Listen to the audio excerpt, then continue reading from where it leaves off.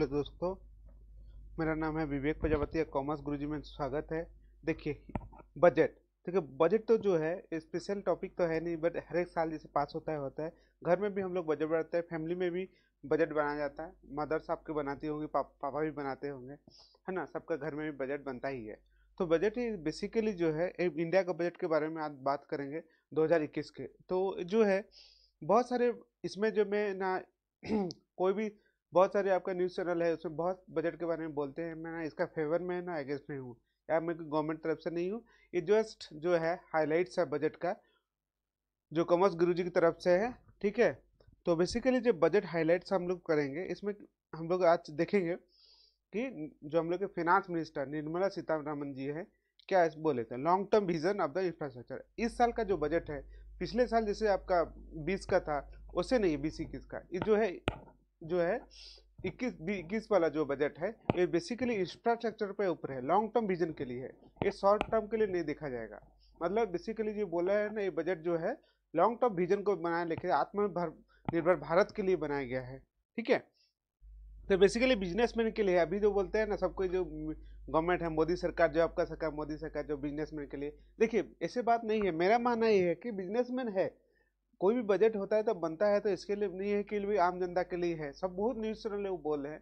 देखिए, मैं किसी न्यूज़ चैनल का फेवर में नहीं हूँ, कोई अगेंस्ट में नहीं हूँ, बट मैं इतना ही बोलना चाहूँगा कि बिजनेसमैन के लिए देखो, बिजनेस है। अब टाटा ग्रुप को ही ले लो, टाटा ग्रुप का जीडीपी का लगभग 4 से 5% जो है इंडिया का, उनका कंट्रीब्यूशन है। तो बिजनेसमैन बढ़ेगा तब वो बिजनेस क्रिएट करेगा, तो लोग उसका पास पैसा आएगा। लेकिन ये तो इंडिया के लिए भी अच्छा है, सबके लिए अच्छा है, ठीक है ना। बट इस सबका कमाना अलग अलग है, not for the common man. तो अभी का जो बजट है, ये सबके लिए जो है नहीं है, ये बेसिकली बिजनेसमैन के लिए है। ठीक है, नेक्स्ट हो गया बूम इंडेक्स। नेचुरली ये होता ही है, जब भी कोई भी बजट पास होता है तो इंडेक्स हम लोग को बढ़ते रहता है, तो सेंसेक्स वगैरह जो है बढ़ते ही रहता है। नेक्स्ट कैपिटल एक्सपेंडिचर जो है, कैपिटल ओवरऑल कैपिटल एक्सपेंडिचर जो है 2021 का जो है 5.54 लाख जो है उतना प्रपोज किया गया है। Next health sector. इस बार जो है हेल्थ सेक्टर में ज़्यादा ध्यान देगा कि देखिए, कोविड का सिचुएशन था, है ना, 2009 सब पेंडेमिक था, पूरा वर्ल्ड में हाहाकार मचा हुआ था, और जैसे इंडिया में भी है। तो इसीलिए गवर्नमेंट ने जो है हेल्थ सेक्टर पर ज़्यादा ही इम्फेसिस दिया है, जो आपका जो है लगभग ये आपका 2,23,000 करोड़ जो है ये है। और लॉन्ग टर्म विजन देके उसको किया गया है, हेल्थ में ज़्यादा ध्यान दिया गया है इन कंपेरिजन टू द आपका एजुकेशन का ऊपर। और दूसरा जो है कि डायरेक्ट टैक्स का ऊपर है। हाँ, डायरेक्ट टैक्स जो है इसका ऊपर ने हम लोग जस्ट थोड़ा सा चर्चा करेंगे। सो देखिए, टैक्स दो तरह का होता है, डायरेक्ट है, indirect tax. So direct tax जिसका सब हमेशा इंतजार रहता है, सो इसमें तो जो है बहुत एक्सपेक्टेशन लेके आता है कि हर एक साल कुछ ना कुछ चेंजेस होगा, है ना। तो इस साल जो है कि डायरेक्ट टैक्स के ऊपर बहुत ज़्यादा चेंजेस तो नहीं हुआ। तो बेसिकली इंडिविजुअल और कॉर्पोरेट जो है रेट्स के जो है वो अनचेंज हुआ। जो पिछले साल जो भी था, अब 2021 का जो है प्रीवियस ईयर का था, इस बार अनचेंज रहा, कुछ चेंज नहीं है, खाली थोड़ा सा बस स्लाइड चेंज के लिए है, बाकी रेट में कोई चेंजेस नहीं है। ठीक है, बट जो है आपका इन मेजर जो आपका जो है इन लिमिट जो 44 AB जो है इनकम टैक्स का, जो है 5 लाख से 10 लाख कर दिया गया। ठीक है, increase to 5 lakh to 10 lakh, है ना। बेसिकली जो 44AB जो है ये टैक्स ऑडिट के लिए इम्प्लीमेंट होता है। टैक्स ऑडिट जो एप्लीकेबल है जो सेक्टर के लिए है ना, बिजनेसमैन के लिए हो, ये जो भी आपका प्रोफेशन हो उसके लिए एप्लीकेबल है, जो लिमिट जो 5 करोड़ से। तो इसका जो इम्पैक्ट क्या है, नेचुरली देखिए, बिजनेस बढ़ेगा तो देश बढ़ेगा, है ना। तो टैक्स लिमिट क्या है, टैक्स एक बर्डन है। जब बहुत ज़्यादा अगर टैक्स दिया जाएगा तो क्या काम ठीक से नहीं करेगा आदमी, कंप्लायंस में ज़्यादा इन्वॉल्व रहेगा, सो इसका तो इम्पैक्ट रहेगा ही रहेगा, है ना। तो नेचुरली ये अच्छी बात है प्रमोट करेंगे बिजनेस के लिए, तो बिजनेस अगर बढ़ेगा तो देश भी आगे बढ़ेगा। ठीक है, तो मैं यही दोनों सोचूंगा कि जो हम लोग का गवर्नमेंट जो डिसीजन लिया है बहुत अच्छा ही लिया है। Relating to the IT relaxation, देखिए जो सीनियर सिटीजन के लिए 75 age year old and above, इसके लिए जो है इनकम टैक्स जो रिटर्न ये उठा दिया गया, एग्जाम्प्ट हो गया है ना। But interest they are annually income source, जो इंटरेस्ट मिलेगा उनका सोर्स पे, जो पेंशन होल्डर भी रहेंगे वो इंटरेस्ट पे चार्ज होगा, है ना। और दूसरा बात जो है, बेसिकली इसका जो इम्पैक्ट होगा इतना ज़्यादा इम्पैक्ट आने वाला नहीं है, है ना। तो ये तो जस्ट आईवास है, इंट्रोड्यूसिंग आप बोल सकते हैं। Next, reduction in the IT proceeding, जो है आपका आईटी प्रोसीडिंग जो पहले क्या होता था, कोई भी accept in case of senior serious tax evasion assessment proceeding in the rest of the case will be responded only for 3 year against the earlier 6 year।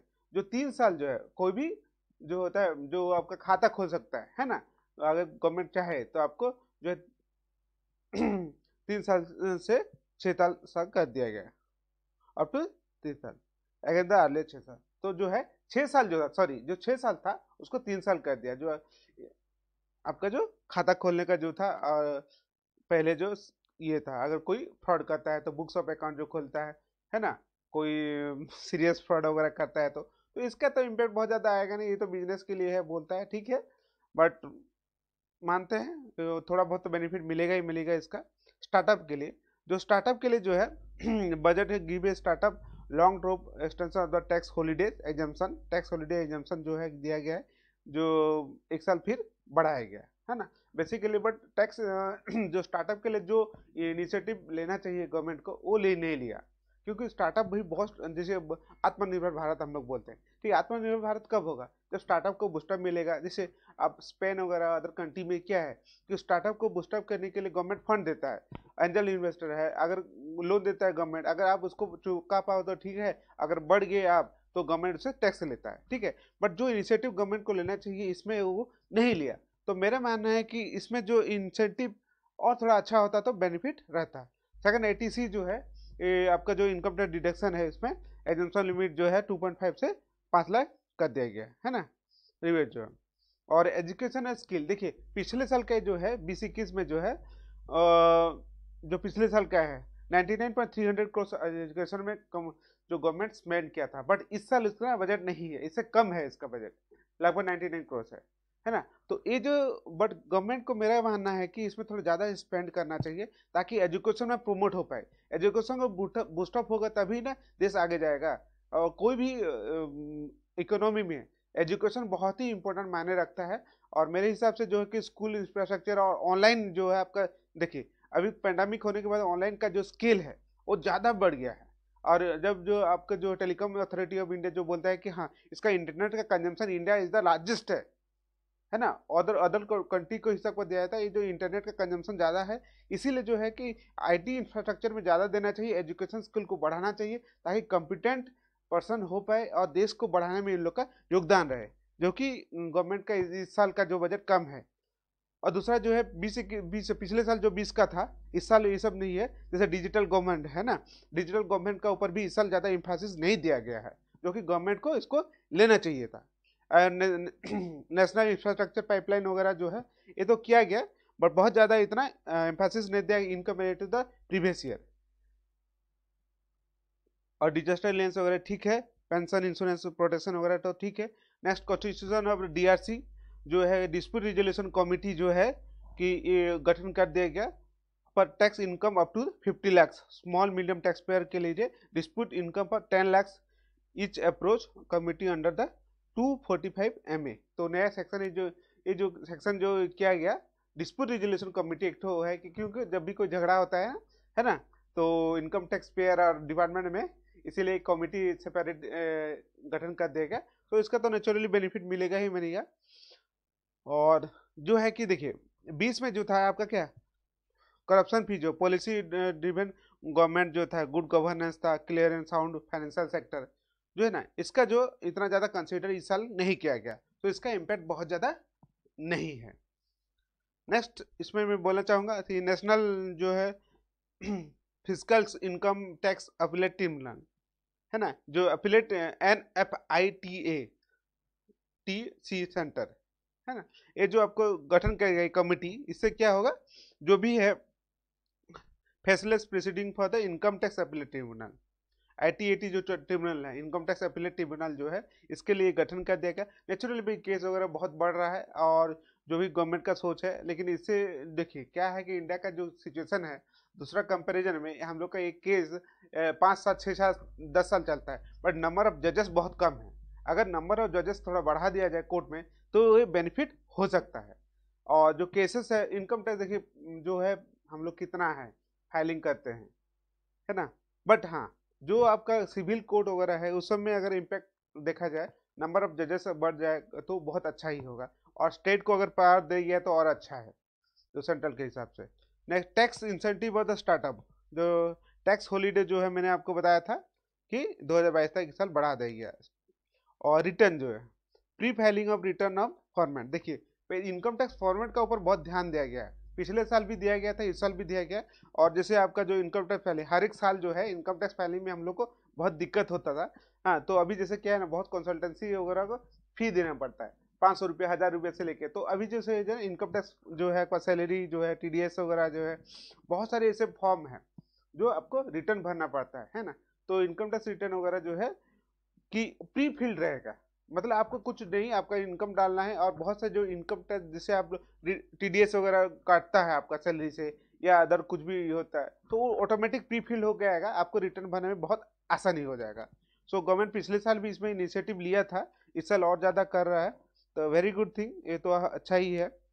और जैसे आपका डिटेल ऑन कैपिटल गेन वगैरह है, डिविडेंड इनकम वगैरह, वो pre fill रहेगा, मतलब already जो रिटर्न भरेंगे उसमें ये सब डाटा रहेगा, आपको ज़्यादा डाटा भरने का ज़रूरत नहीं है, अच्छी बात है। और एडवांस टैक्स जो है डिविडेंड पे ऊपर है जो है, ये एनहांस एप्लीकेबल कर दिया है। और after declaration of tax holiday propose aircraft leasing rent और कंपनीज। देन PF की कंट्रीब्यूशन। देखिए जनरली PF क्या है, प्रोविडेंट फंड। देखिए एम्प्लॉयर और एम्प्लॉय जो रिलेशन होना चाहिए, है ना, प्रोविडेंट फंड में, तो एम्प्लॉयर भी कंट्रीब्यूशन करता है, एम्प्लॉय भी। जो रिटायरमेंट बेनिफिट बेसिकली ये है, आप बोल सकते हैं, है ना। तो इसका तो बेनिफिट है ही है।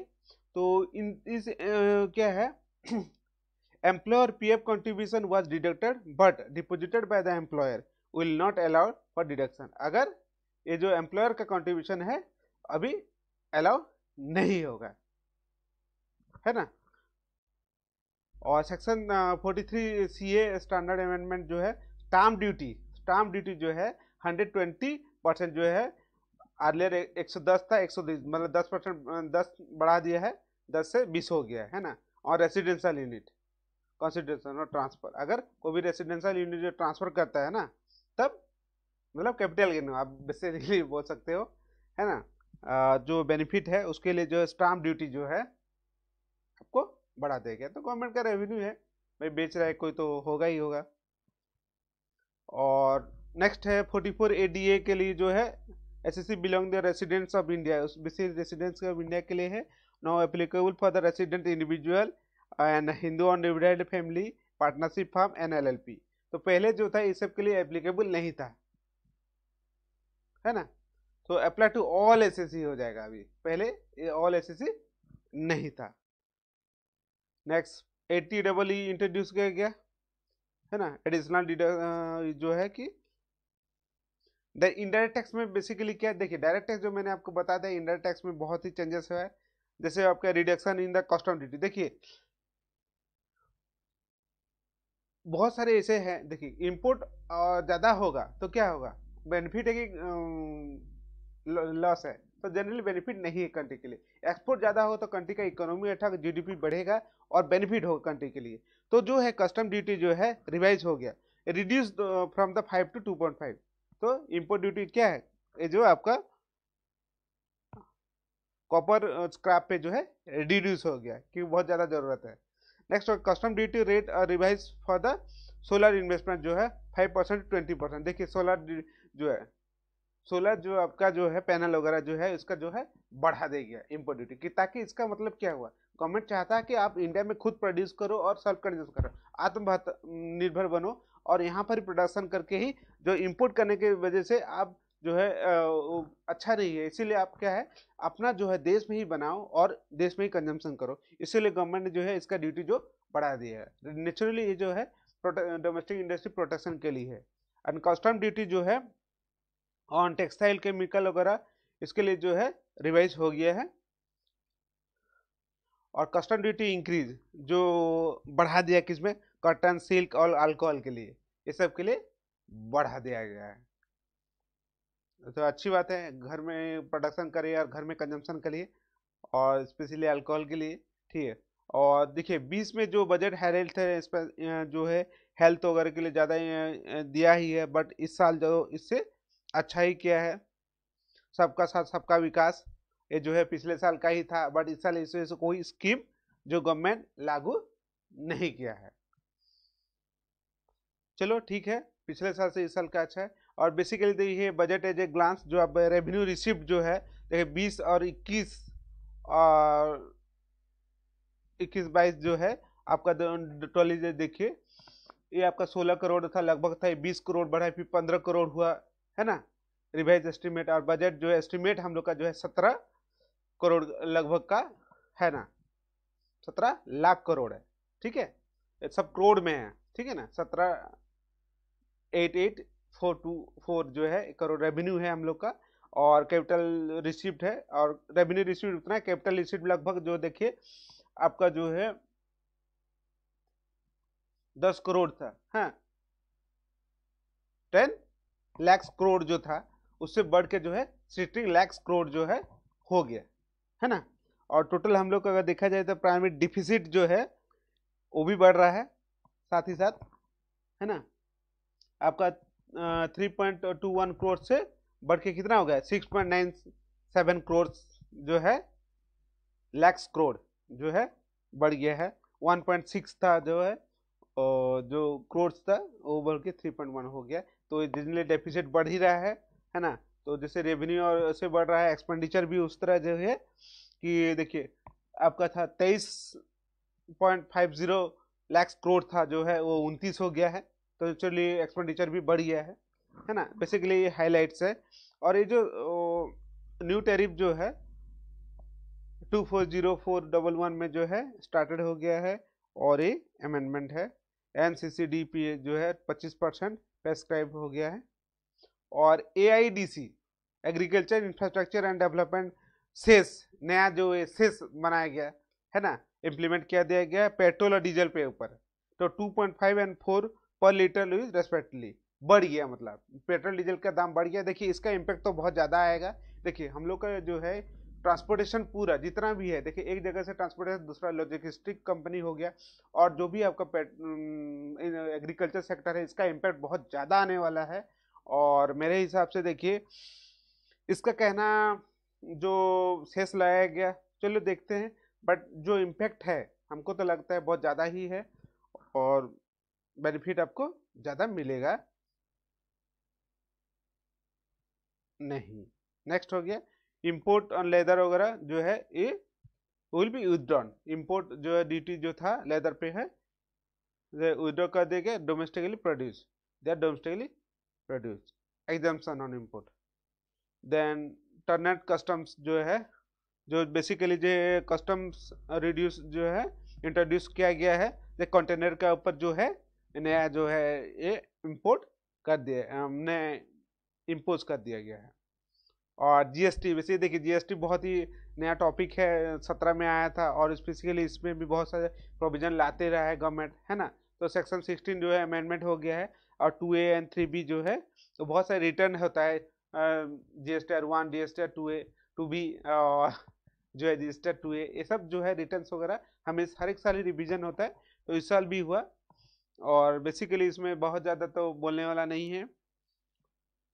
और मैंडेटरी हो गया GST reconciliation report sign by the specific professional जो है होना चाहिए मेंटेन इन द 35 और 44 सेक्शन।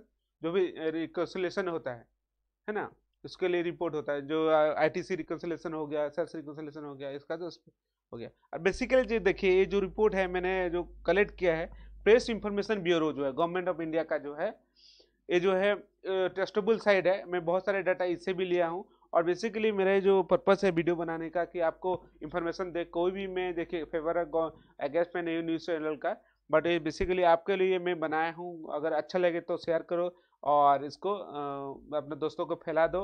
और थैंक यू फॉर